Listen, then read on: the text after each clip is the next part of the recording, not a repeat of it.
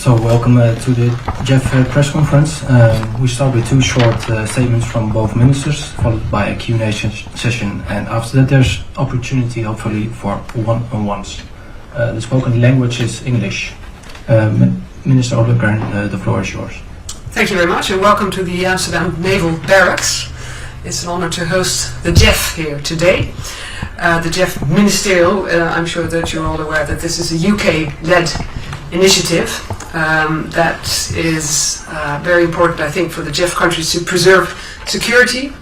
It also deters hybrid threats in the High North, North Atlantic, Baltic Sea regions, or the JEF region, and it's aligned with our NATO efforts in these domains.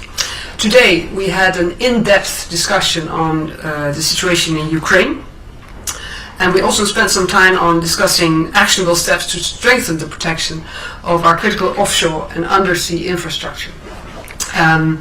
Well, you are aware that we are witnessing every day cyber attacks. We have seen suspected Russian seabed espionage operations.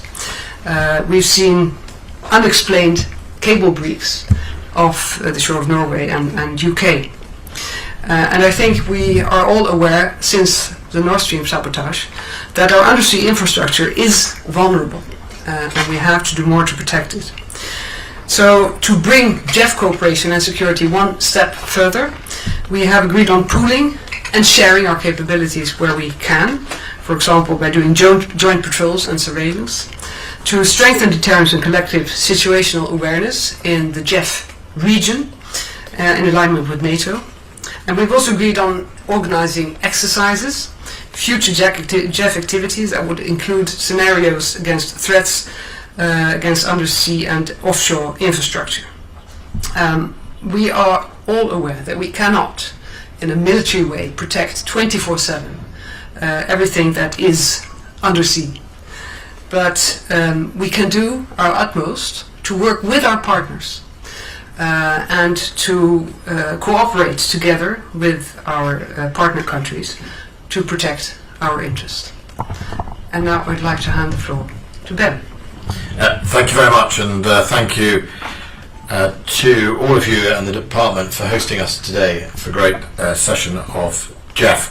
The JEF has had one of its busiest years.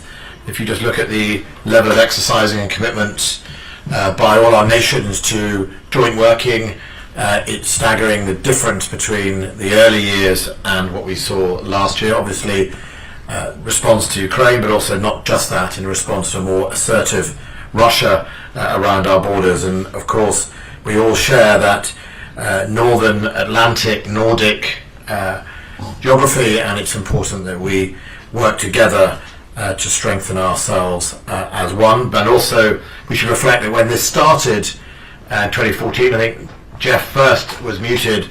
Two countries were obviously not in NATO, Sweden and Finland, and hopefully by certainly this year or end of this year we should have all the JEF nations will be in NATO. And it's why it was really important today. One of the discussions we had is how we make sure we work in conjunction with NATO to make sure our uniqueness, such as a very much a defence alliance or group of countries who exercise regularly, that adds to the strength of NATO and SACEUR's plans.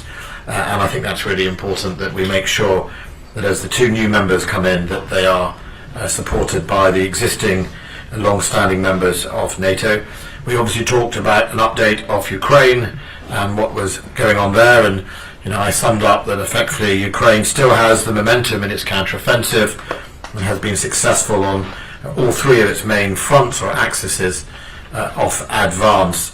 And we then discussed what else we could do in the long term for Ukraine, as well as issues around the upcoming NATO summit. But overall, it's good to see the JEF exercising, practicing at ministerial level exercises as well, and also making sure that we just build on our strengths over the years. And it's a good group of countries. We face the similar threat, and we often are very, very like-minded in how we're going to set about dealing with it. Thank you. Okay, thank you. There's a microphone in the room, so if you have a question, please wait for the microphone to reach you. And would you be so kind to say your name and the name of your news agency in advance, please. Michiel Breedveld, NOS, Dutch Broadcasting. Minister Ollongren, I would like to ask you, we have a story about the bombing of the Nord Stream pipelines. The Dutch military intelligence services warned for such a plan, a Ukraine plan. Did this intel reach you at that time? Well, I've seen the news, and we've seen previously also some international news on this, but I hope you'll understand that I cannot possibly comment on the work of our intelligence services. So that is all that I can add at this point. Yeah. The Americans warned Ukraine not to execute such a plan. Was the intel that serious?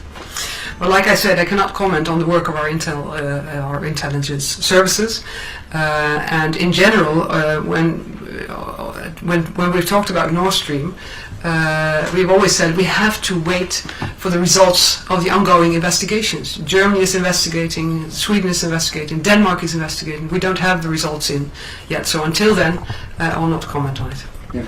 There's more and more information indicating Ukrainian involvement in the explosion on the Nord Stream. Does it change the way we support Ukraine in this war?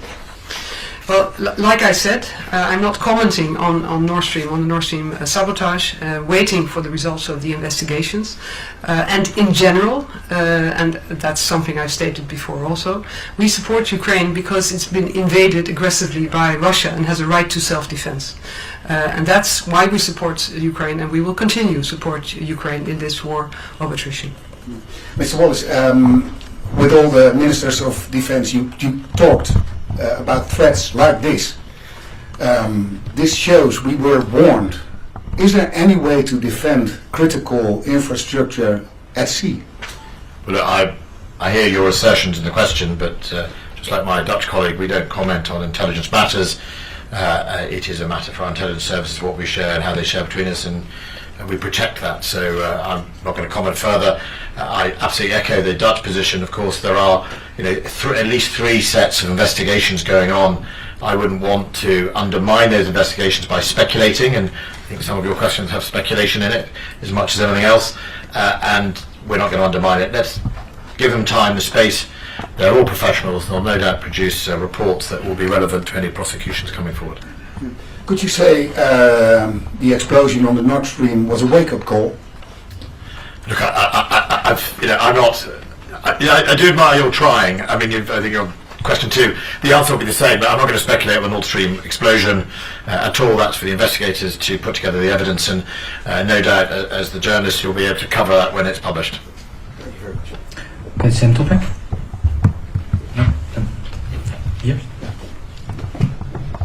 Thanks very much. Richard Husso, Finnish Broadcasting Company. My question goes to Mr. Wallis. You're seen as one of the main contenders to succeed Jens Stoltenberg as the Secretary General of NATO. How do you comment on that, and what's your view on how NATO should be developed in the future, more in general terms? And also a follow-up on that to Minister Ollongren.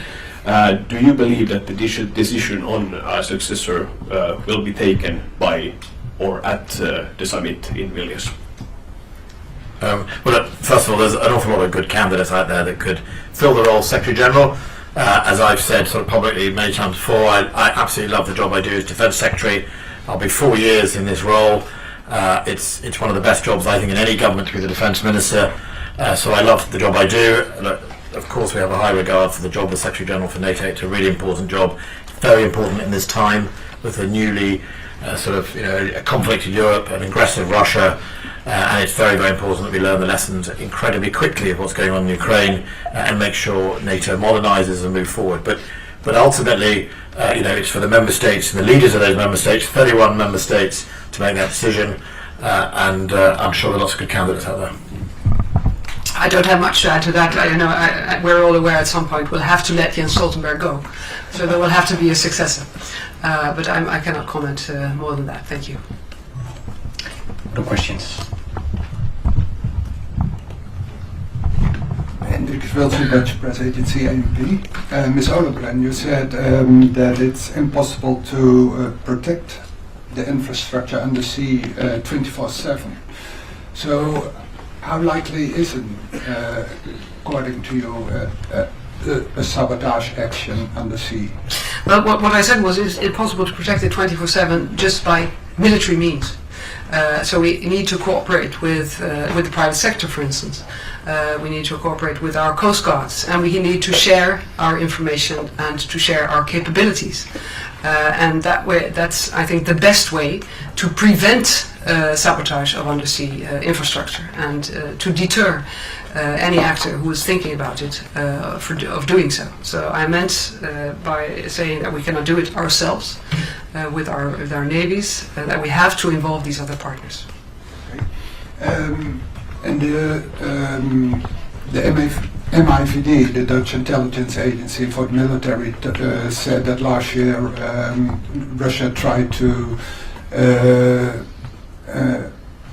watch the wind parks at sea. Did you see any new Russian activity in the North Sea? As I said just now, commenting on another question, is generally we don't talk about what our intel services are doing, but sometimes if we have an assessment of something that they are doing that could harm us, we do publicly speak about this. And the incident that you mentioned, we know that other countries have seen similar incidents, which is mapping our energy infrastructure, in this case wind parks on the North Sea. So this means that it's happening, and it's happening on a larger scale. So I cannot offer you any specifics or concrete cases, but this is what we're dealing with. In front. Thank you very much. Henry Foy, Financial Times. The question to both ministers. There are three major issues coming up here for NATO. There's Swedish accession, there's what do you say about Ukraine's membership, and there is the issue of who's going to run the alliance as Secretary General. In addition, not a NATO issue, but involving a lot of NATO members, is the question of security guarantees or assurances for Ukraine. Are you at all concerned that this is a lot to get done in the next 4 weeks? And how many of those issues do you still think will be live at Vilnius? Thank you. Well, if you go to the Madrid summits, I think all of them, to an extent, will be live. I mean, we've got a new, President Erdogan has been re-elected, he's got a new government, he reshuffled his cabinet almost completely. So I think there's some work to be done between now and then of making sure Turkey understands the changes that Sweden has already implemented and why we all believe that Sweden should be accepted into the alliance. I think that is possible to be done. I've already spoken to my Turkish counterpart, my new counterpart, and we'll be working on that. So something will always be done at the summit itself. Who is the next Secretary General? There doesn't seem to be a handbook of how you choose one. If you go back in the past, they've always been done in some different manner. Who knows? That could be done at Vilnius, it could be done in October. It just depends when. I think Jens Stoltenberg's term is up in October when they do that. And look, for Ukraine and NATO membership, we should remember the Bucharest summit. You know, different nations have different views. Some of those haven't changed, so we have to be realistic. It's now an alliance of 31 nations.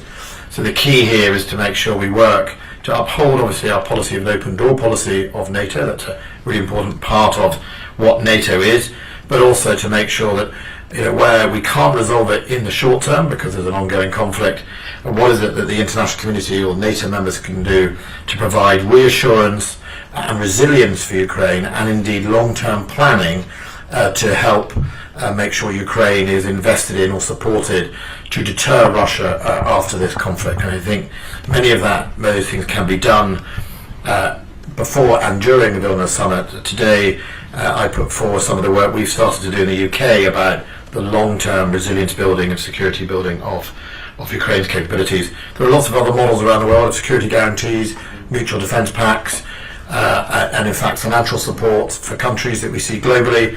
I think all of those should be on the table. Yes, well, I don't have much to add to that. I sincerely hope that Sweden's accession, that's one of the points that could be out of the way by Vilnius. But of course we'll have to see. On the other issues, working with Ukraine now, supporting Ukraine now, is also working on strengthening Ukraine's armed forces for the future. Because as they are working more with the capabilities that we are delivering to them, they're working with NATO standard capabilities, which means that they're transitioning from the older types that they had, Russian platforms, to modern NATO platforms. And that is part of what they will need in the future to be able to do the deterrence. Okay, thank you. Leonie van Wierop, NRC Handelsblad, Dutch newspaper. Question for Mr. Wallace. If NATO is not open to membership for Ukraine, would the UK be willing to guarantee Ukraine's safety, like together with the US, like the US does for Israel at the moment? Well, I think that's what I meant by there are lots of different models. I think Britain would examine a whole range of models of how to support Ukraine. Britain, alongside Sweden, for example, and Canada and the United States, were there post-2014, building the capacity and the capability. We also regularly exercised and had troops in that country as part of not only helping Ukraine's defence reform, but also being present and therefore playing our role in deterrence. So I'm not going to speculate about what models we could look at, but I definitely think those models recognise there are different nations in the alliance that are moving at different paces, and I think there will definitely be some on the front foot about those security guarantees, and there'll be others not so keen in that space. So I'm not going to speculate what Britain would choose.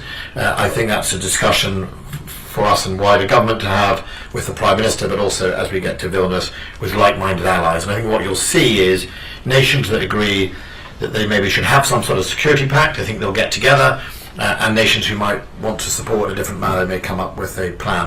I think it's just important that we all recognise as NATO members that President Zelensky has a political pressure himself. He needs to show to his people that if at Vilnius he isn't offered NATO membership, what has he managed to secure? And that's perfectly understandable of a president leading a country at war, and those discussions are ongoing behind the scenes across many, many countries.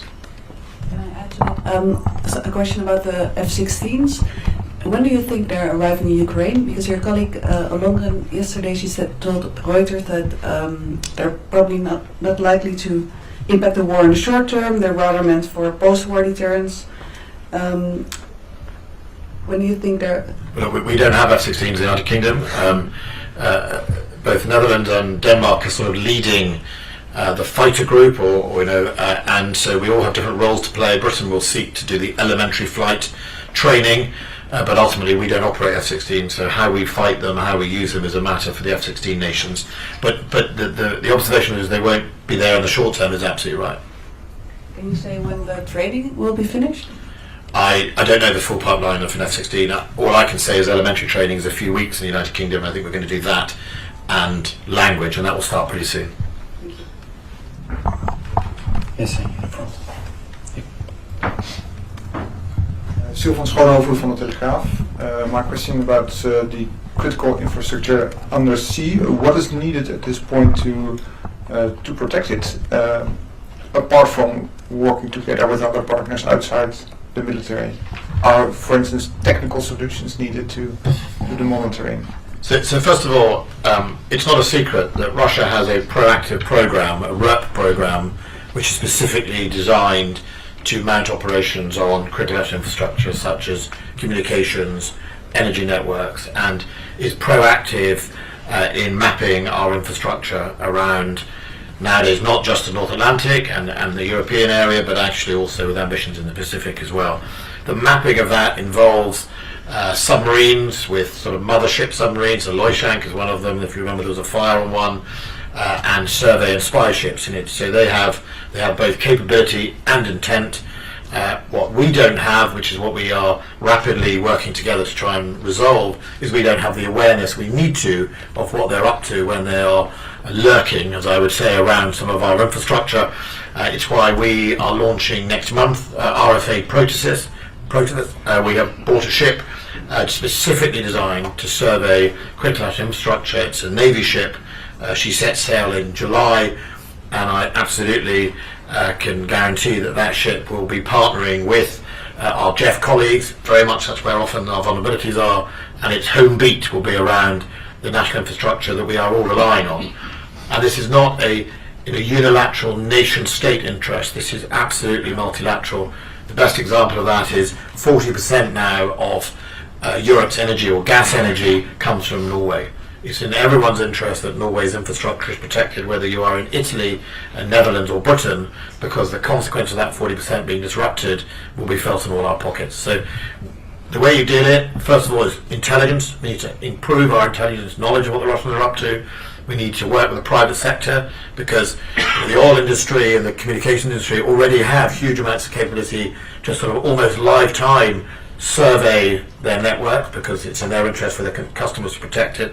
So by us partnering with them, we get to understand what they're up to, or indeed where the vulnerabilities might be, and then we have to invest in hardware. That's why we've invested in that ship. So those things together, alongside our sort of civilian ministries, our sort of non-military ministries, I think can help harden that picture. But it's a vulnerability definitely in the West, and we are all alive and alert now dealing with it. Okay. Nick?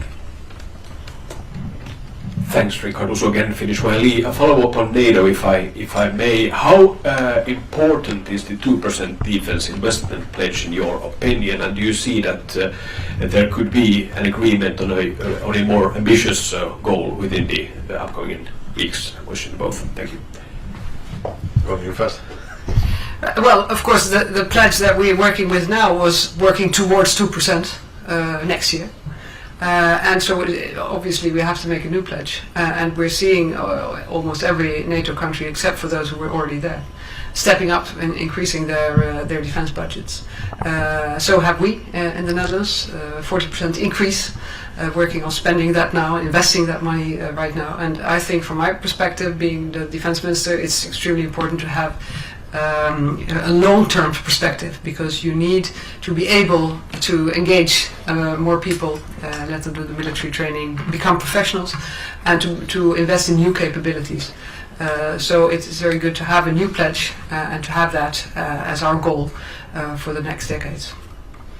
2% is important because what Ukraine exposed is that our vulnerabilities go deeper than that. Our hollowing out, our lack of ammunition stocks, our poor state of some of our equipment, that some of our recruiting problems, the level of the armed forces. So, just to get ourselves where we should be, with the right readiness, the right equipment, the right enablers, I don't know many countries in Europe that don't need to spend money in that space, and in doing so, they will go above 2% or on 2%. Even us as a 2% country, the war stocks, all those things that have been probably, as I call them, unglamorous. So when it came to defence pressures, they were the ones that took the cuts. As people, people would rather have brand new platforms than actually make sure that they have a sort of 360 armed forces. So it is important. It's important culturally, because defence is not a discretionary spend.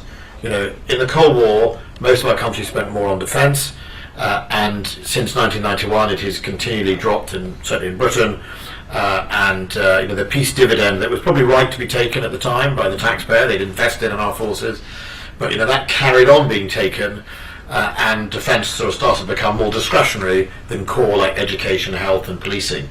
Well, I think the 2% is a significant cultural mark that says this is a solid core function of government, and it needs to be invested in over a long period, because the platforms that the Netherlands and us buy together, they take 20 years, 10 years, 15 years to develop. So you can look good on the balance sheet in year one, but if you look bad in year three, you won't be able to sustain what you've got. So I think it's an important flaw that I think people reach. And ultimately, the United States, one thing that unites President Obama, President Trump and President Biden was a belief that Europe had to carry more of the burden of defending Europe, and I don't think that's an unreasonable position to be in. Other questions? No? Okay, one. Yeah. Mr. Wallace, Leonie van Hielp again, NRC. I see the location of today's meeting as a compliment for the Netherlands. Is there room for improvement, or are you fully satisfied with the Dutch efforts on defence? We have so the great thing about the JEF is the professionalism of the forces that we work with is incredibly high. Some of it is historical. We celebrate, I think, 50 years of our marine relationship with the Netherlands and Britain, and I can't, it's been brilliant. I remember coming here literally a few days or after the invasion when I came to visit in The Hague, and front and centre, first in the line to support Ukraine was the Netherlands. I mean, absolutely. And I think I don't think it's a position of me being in judgment because we're partners. I think what we'd say is we've always been partners, we always will be, and the professionalism of both our forces. I live very near where the Dutch soldiers are training Ukrainians in Britain. I sometimes go and visit them up there. First of all, they're loving it, even though I live in the north of England and the weather is pretty Dutch. It is that we're just partners. So I don't think it's about judgment. I would never expect anything other than the greatest professionalism that we do when we deal with the Netherlands, both the ministry and the men and women of the armed forces. Do you have the same satisfaction with the efforts of Germany and France? Yeah, look, I mean, Germany put in the M270s long-range fires, right? They've been given a lot of sort of criticism, but ultimately one of the weapon systems that's caused more destruction to the Russian forces was the HIMARS and the M270. There were two M270 nations, Britain and Germany, the other one was the US and the HIMARS, and that's made a real difference. So Germany, I think, are now a bigger contributor to us, so they've put a lot in. They might do it at a different pace, but nevertheless, they've made a big difference. And France? Yeah, look, France is becoming one of the biggest contributors as well, and we all play to our strengths, but absolutely, I was in France last week. I think, despite best efforts for people to try and show there are differences, the international community has been pretty strong. We're 16 months in. We started this year donating tanks, and now F-16s. If I said to you 18 months ago, do you think anyone other than the United States, Denmark and Netherlands, for example, would be leading the charge to help Ukraine acquire F-16s? We wouldn't believe it. We all remember the row in Poland about giving MiG-29s, I think, at the beginning of this. So, seeing this European effort, aren't you a bit disappointed by the Ukrainian offensive at the moment? I don't think any of us can be disappointed. We're not fixing bayonets and running towards the guns. I think they suffer, but the Russians suffer significant losses as a result of the brave Ukrainians. All I know is it's going to plan. They're being successful. They maintain momentum. They're outnumbered sometimes in the air force and in parts of it, and they've repelled one of the biggest armies in the world. One quick one. Gabrielius Landsbergis, the foreign minister of Lithuania, gave an interview to the FT yesterday where he said that NATO still doesn't have a plan for the Baltics. There's no peacetime message to Putin, and 4 weeks out from Vilnius, they're still not satisfied with what's being offered. Do you think that's fair? Do you think the Baltic nations should still feel... I haven't finished reading the 3,000-page regional plan. So if 3,000 pages of plan isn't a plan, I would dread to see what a plan is supposed to be. It's highly detailed regional plan. It's 3,000 pages that cover all the details.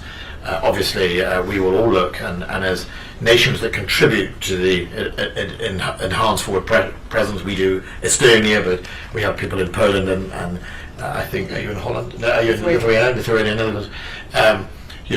We have a unique relationship with those host countries, so we'll get a real understanding. But we're also there to support those host countries. So if Estonia has worries about the regional plan... The Estonians don't complain. They're quite happy. Look, I think we've all contributed significantly to the EPs and will continue to recognise that these nations border Russia. These nations are, to some extent, at the front line.